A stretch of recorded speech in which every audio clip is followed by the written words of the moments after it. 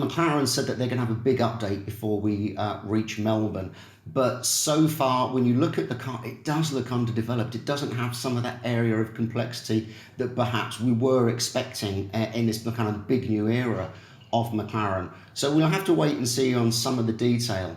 Equally, some of the other detail, that when you start to look a bit closer and ignore, maybe the bare side pods and some of the lack of complexity on the barge boards, this is a car that has had a lot of work done under the skin. So front and rear suspension have changed. The rear suspension is quite interesting. The upper wishbone has been raised up, made into one aerodynamic element, which helps airflow towards the rear wing, which then means when we reach Melbourne, if they then start to add the big visible aero stuff that perhaps we were expecting, then McLaren could be onto a bit more of a performing season this year.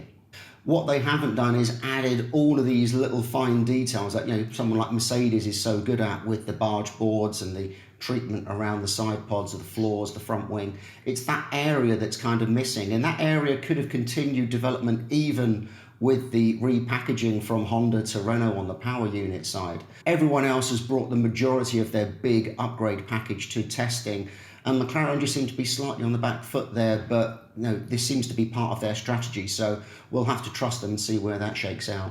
Very fast-paced front wing development has been one of the recent McLaren hallmarks. What is that like on the MCL 33? Again, there's areas, particularly on the inner spans, which create this Y250 vortex that we speak about.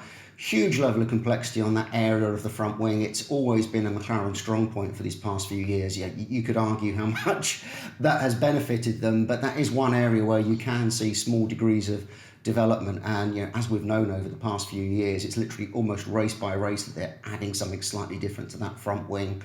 I'm really looking forward to seeing what the full package, front wing, barge boards, everything else will be at Melbourne, because potentially that could be, the real game changer for them.